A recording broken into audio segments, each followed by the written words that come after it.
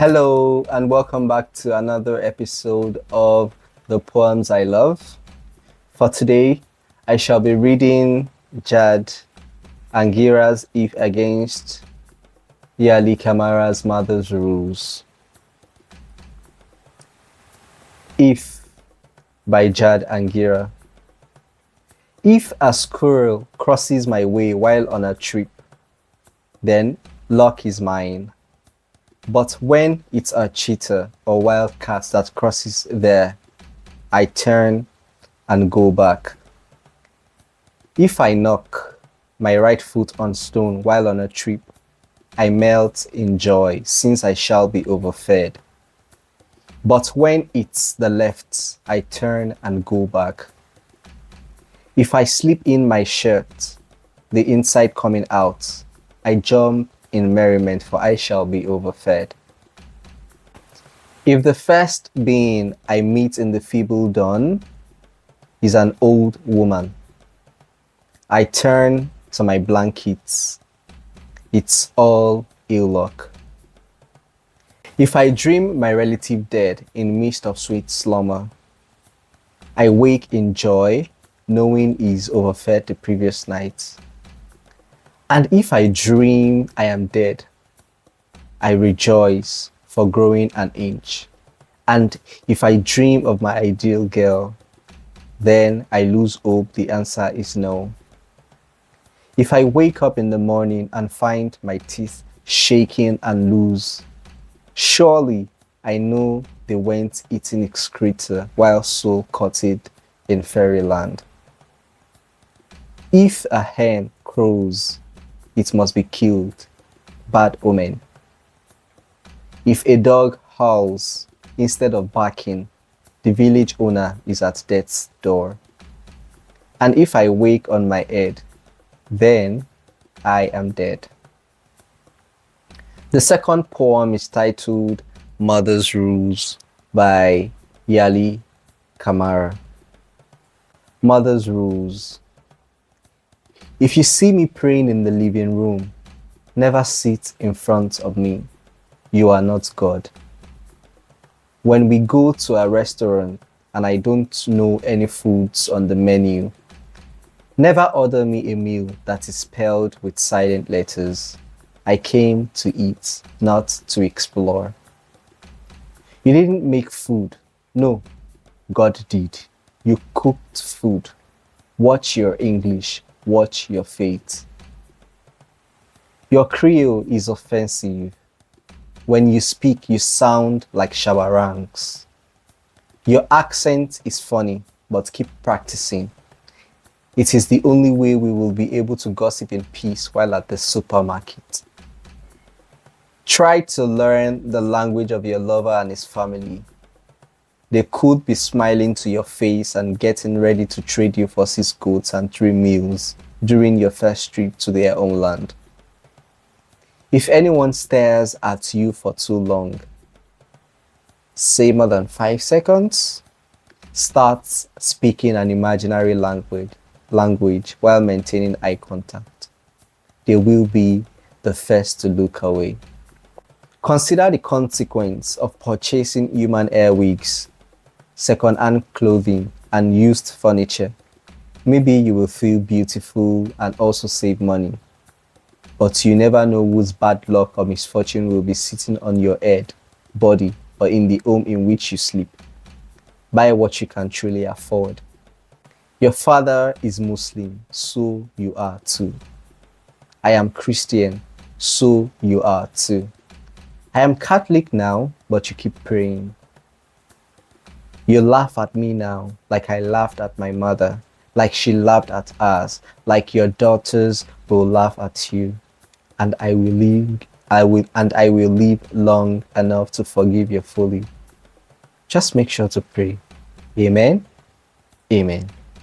So what do I find fascinating about these poems? I think the first thing is that they speak to themselves. The poems are more like in a conversation with themselves, and based on a few things. And I think the first of them is that the poems are kind of representative of the the persona's belief. So in these poems, certain belief systems or traditions are represented in them, and I think that is something that is worthy of note. We live as Africans basically because these poems come from poets from different part of the African continent. The first, which is Jad Angira, is a Kenyan poet, and the other, Yalie Kamara, is a Sierra Leonean poet. But it's so surprising that even though we come from different region in the continent, our belief system are kind of similar. Speaking, as a Nigerian, because I can actually reconcile with some of these things that have been mentioned. So these poems are trying to represent, their world views, on certain actions or events. So on that note, they are kind of similar. And now although they are kind of different in their representation of these beliefs. In the first case, that is the first poem by Jad Angira, the belief system is overt, that is explicitly represented. That is, if this thing happens, then we can assume that this will happen, or this events necessarily links with this one. So there is this way the world is represented in a cause and effect, So I think that is something that these poems share in common. Although in the other poem, the belief system is represented in a covert manner, not explicit. Yeah, not explicit. So another thing that these poems have in common is that beyond linking, causes with effects or actions with reasons, the reasons that are reflective of, a community. There is no further justification. There is no proof for why things should be the things that are being represented are the way they are. For example, now, the persona in the first poem thinks that when he eats his right foot, against something while traveling or while journeying, he feels that then he's going to eat. He's going to be lucky, or there is something like a good luck awaiting, or something of that kind. Beyond that reason, there is nothing more to explain it further. The same thing applies to the persona in the second poem, who is recounting their mother's rules. So apart from the rules being that the mother want them to do this or not to do this, all right, and then giving a few reasons like, oh, when I'm praying, don't sit in front of me, you are not God.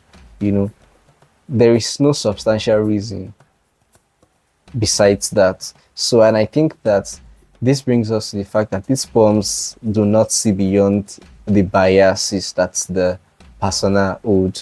Nothing beyond that. They are just, something that has been held over time by certain communities, and then has been passed from one generation, to another, and then the generations from one to another, they hold them, do not bother to question them, and then they pass it on and on and on and on. And I think that is just, the truth that these poems are trying to, establish. Now, another thing that these poems also share is that in their representation, they kind of reinforce the structuralist, one of the structuralist tenets, which is the fact that the world is viewed in binary opposites. Every action or every event is attached to ethical categories. Like, if you do this, then it is good. If you do that, then it is bad. Everything is attached to one or more ethical categories. All right, it's either by doing this, then there is a positive, consequence, or by doing that, there is a negative, consequence. So that is, another things that I feel like these poems, have in common. And mind you, I feel like the second poem by Yalie Kamara titled Mother's Rules, it's beyond the fact that the poem, is representative of, a belief or belief systems that are peculiar to, certain regions or certain set of people. It also shows how these beliefs are transferred. It shows how they are transferred, because the poems are kind of like instruction. They're kind of instructional. They're just telling you, don't do this, do that, don't do this, don't do that. No reason, no freedom to, no opportunity to question them, and all of that. You just have to take them hook, line, and sinker. And this just reflects how most of these beliefs, are transferred, from one generation, to another.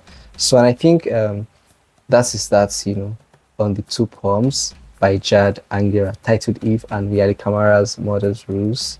I hope you enjoyed listening to them. Thank you, and see you some other time. Bye.